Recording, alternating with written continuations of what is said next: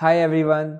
इस वीडियो में हम एक बड़े ही इंपॉर्टेंट टाइप ऑफ क्वेश्चन को डिस्कस करने वाले हैं that is based on prefix sum.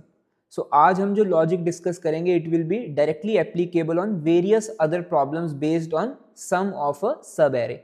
सो काफ़ी सारी ऐसी प्रॉब्लम्स होती हैं जो सब एरे के सम पे बेस्ड होती हैं। उन सारी प्रॉब्लम्स में हमारा आज का जो लॉजिक है वो बड़ा इंपॉर्टेंट रोल प्ले करेगा। So first of all let us try to understand the problem statement. So problem क्या कहती है कि एज्यूम करो एक इंटीजर एरे है, साथ में हमें एक इंटीजर के गिवन है। हमें फाइंड करना है कि इस गिवन एरे में क्या कोई भी ऐसा कंटिन्यूअस पोर्शन है एलिमेंट्स का जिसमें अगर एलिमेंट्स को ऐड करें तो वैल्यू के इक्वल आ जाए। What do we mean by continuous portion? Continuous portion का मतलब होता है सब एरे। सो हमें फाइंड करना है कि इस गिवन एरे में क्या कोई भी ऐसा सब एरे है जिसके एलिमेंट्स को अगर हम ऐड करें तो के इक्वल आ जाए। So if we carefully analyze this example from index 2 to index 4, जो ये तीन एलिमेंट्स है ना, इनका सम करने पर वैल्यू के इक्वल आ जाएगी। So 20 plus -1 plus 4 will come out to be 23. So इस गिवन एग्जाम्पल के लिए हमारा आंसर क्या होगा? ट्रू होगा। पर अगर हमें कोई भी ऐसा सवेरे ना मिलता जिसके एलिमेंट्स का सम के इक्वल आता तो उस केस में हम रिटर्न करते false. So this is the problem. Now let's talk about the solution approach of this problem. So problem में हमें दो चीजें गिवन है, एक हमें गिवन है इंटीजर एरे, दूसरा हमें गिवन है इंटीजर के। अब मुझे ऐसा सब एरे ढूंढना है जिसके एलिमेंट्स का सम के इक्वल आ जाए। नाउ सब एरे को डिनोट कौन करता है? सब एरे को डिनोट करता है उसका लेफ्ट वाला एंड और उसका राइट वाला एंड। सो अगर आप लेफ्ट और राइट एंड को चेंज करते रहो तो आपके पास डिफरेंट डिफरेंट सब एरेज बनते रहेंगे, राइट? तो सबसे सिंपल अप्रोच जो हमारे माइंड में आनी चाहिए वो ये आनी चाहिए कि क्यों ना हम जितने पॉसिबल सब एरेज बन सकते हैं एक एरे के वो सारे फाइंड करें, उनके एलिमेंट्स का सम करें और कंपेयर कर लें के साथ। So to find out all the possible subarrays in the given array we have to run two nested loops to figure out the combination of L and R. तो दो nested loops run करेंगे सारे सब arrays find करने के लिए, तो कितनी कॉम्प्लेक्सिटी होगी? n square.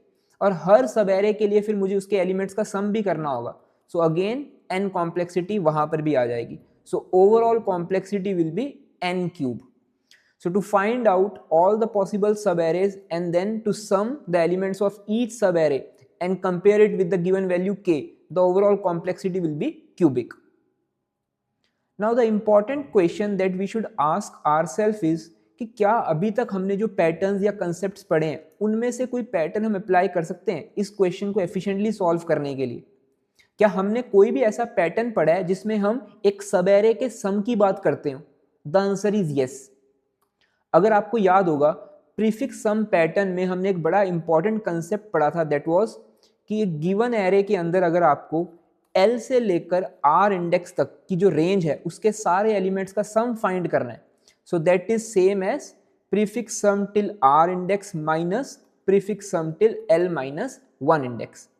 So हमने prefix sum के अंदर L से लेकर R तक एलिमेंट्स, कंटिन्यूअस एलिमेंट्स की रेंज का सम फाइंड करने का ये कंसेप्ट डिस्कस किया था, राइट? सो अगर आपने यहाँ से लेकर R तक एलिमेंट्स का सम फाइंड किया हुआ है, अगर आपने 0 इंडेक्स से लेकर L माइनस 1 इंडेक्स तक एलिमेंट्स का सम फाइंड किया हुआ है, तो आप उन दोनों को सब्ट्रैक्ट करोगे तो आपके पास इस सब एरे का सम आ जाएगा।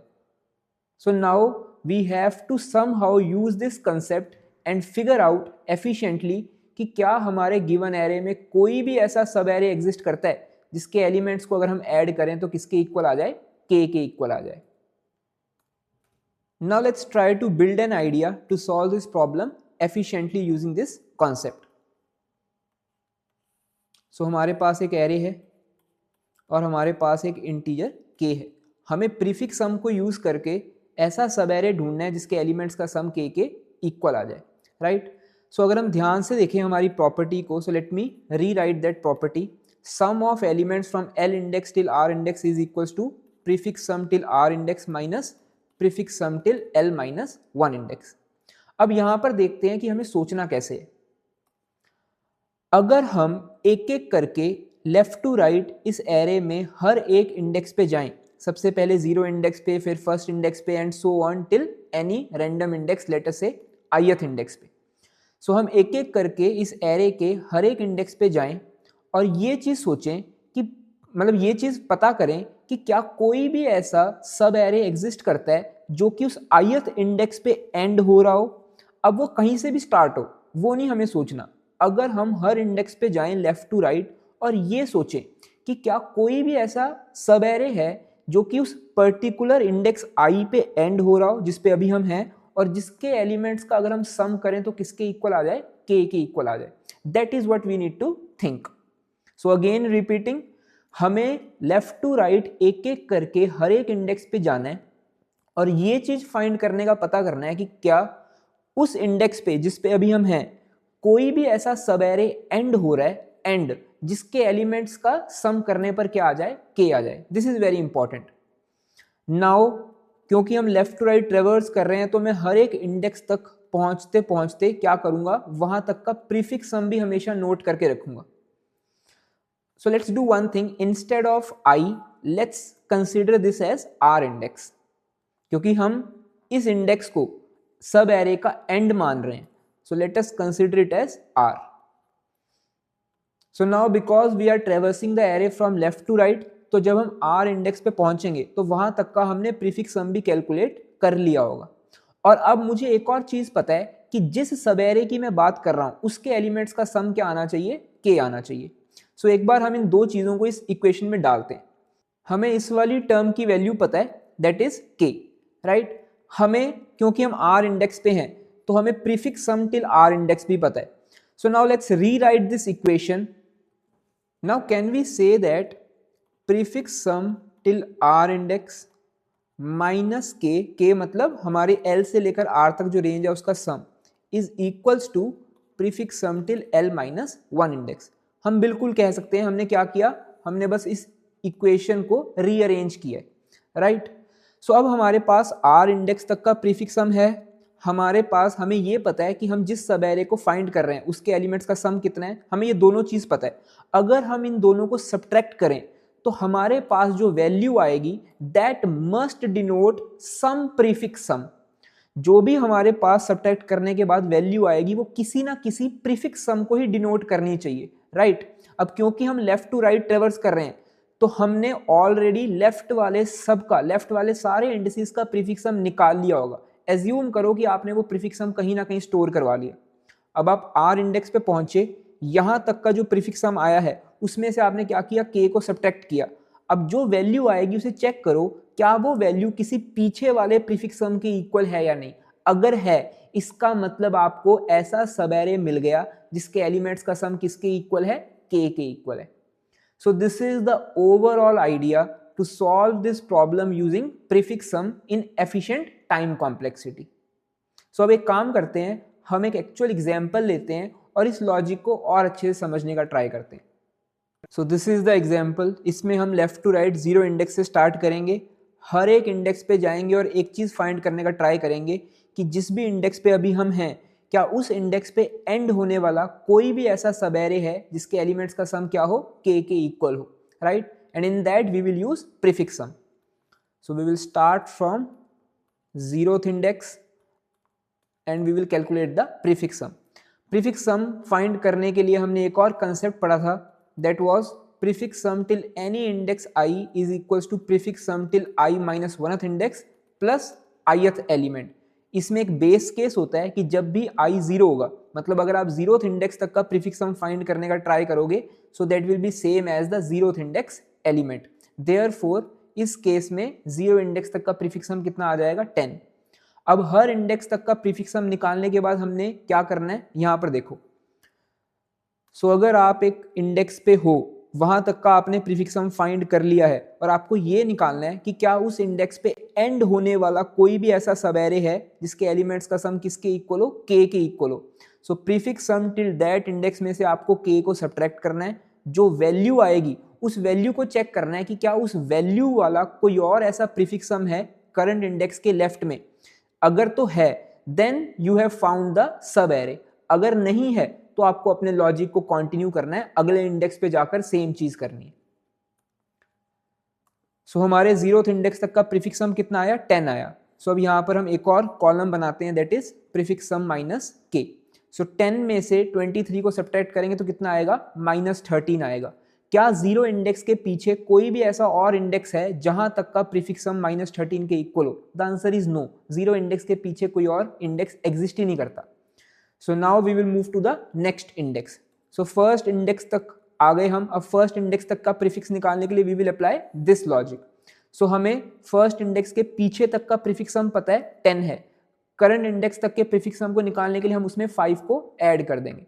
सो it will become 15। Again 15 minus 23 करेंगे तो क्या वैल्यू आएगी? It will come out to be 8। क्या फर्स्ट इंडेक्स के पीछे तक कोई भी ऐसा प्रीफिक्स सम है जिसकी वैल्यू 8 के इक्वल हो? नहीं है। So we have to continue our logic and check for the next index.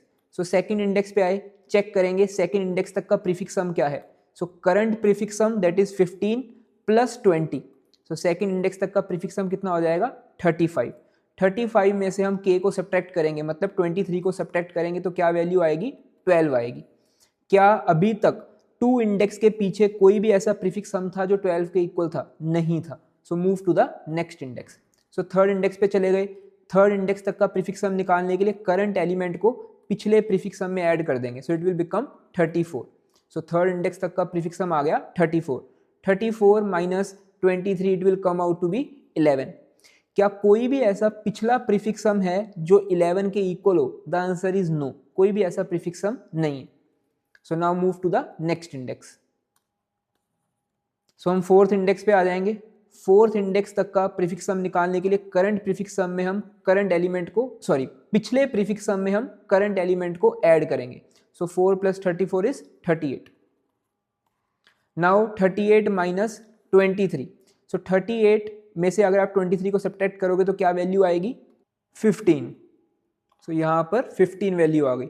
Check करो क्या फोर्थ इंडेक्स के पीछे कोई भी ऐसा इंडेक्स था जहां तक का प्रीफिक्स सम 15 के इक्वल हो? The answer is yes.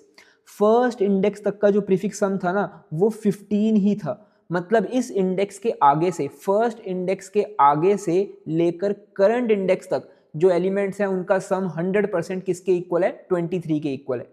So we have successfully found a सब एरे जिसके एलिमेंट्स का सम किसके इक्वल है? k के इक्वल है। So now we will return true. So this is the overall idea using prefix sum, जिससे हम हर एक इंडेक्स पे जाएंगे और एफिशिएंटली पता लगा पाएंगे कि उस इंडेक्स पे एंड होने वाला कोई भी ऐसा कंटीग्यूअस पोर्शन है या नहीं जिसके एलिमेंट्स का सम गिवन वैल्यू k के इक्वल हो।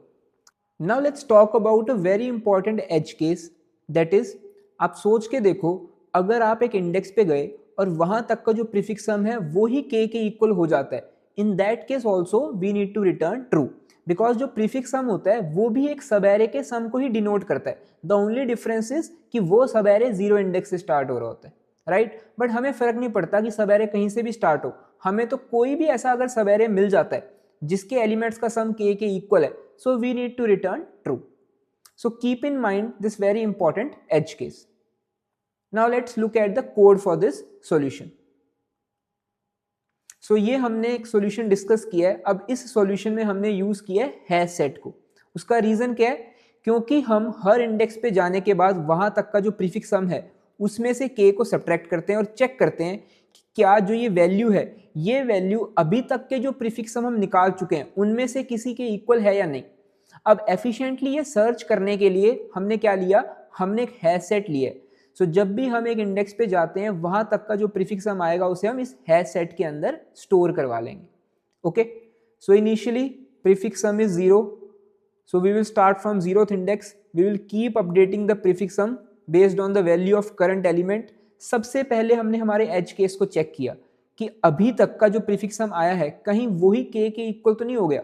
अगर हो गया है तो रिटर्न ट्रू, अगर नहीं हुआ then we have to check कि करंट इंडेक्स तक का जो प्रीफिक्स सम है अगर उसमें से हम k सब्ट्रैक्ट करें तो जो वो वैल्यू आएगी क्या वो वैल्यू का ऑलरेडी कोई प्रीफिक्स सम आ चुका है या नहीं, और उसे हम सर्च कहां पर करेंगे? हैश सेट के अंदर करेंगे। ओके, बिकॉज अभी तक के जितने भी प्रीफिक्स सम्स होंगे जो भी आप लेफ्ट राइट ट्रेवर्स करके फाइंड कर चुके होंगे उन्हें हमने कहाँ स्टोर किया होगा? उन्हें हमने हैश सेट के अंदर ही स्टोर किया होगा।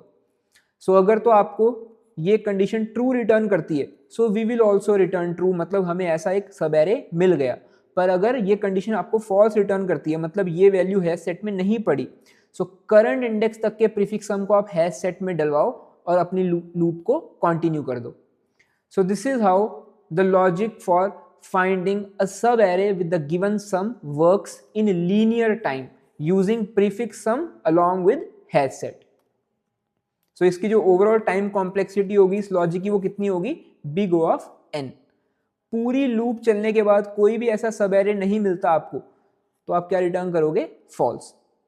नाउ ये क्वेश्चन इतना इंपॉर्टेंट क्यों है, बिकॉज काफी सारे वेरिएंट्स बनते हैं इस एक क्वेश्चन के। देखो इस क्वेश्चन में तो हमने बस ट्रू और फॉल्स रिटर्न किया है डिपेंडिंग अपॉन हमें कोई ऐसा सब एरे मिलता है या नहीं इसके एलिमेंट्स का सम k के इक्वल हो। बट यही क्वेश्चन काफी डिफरेंट वेज में पूछा जा सकता है।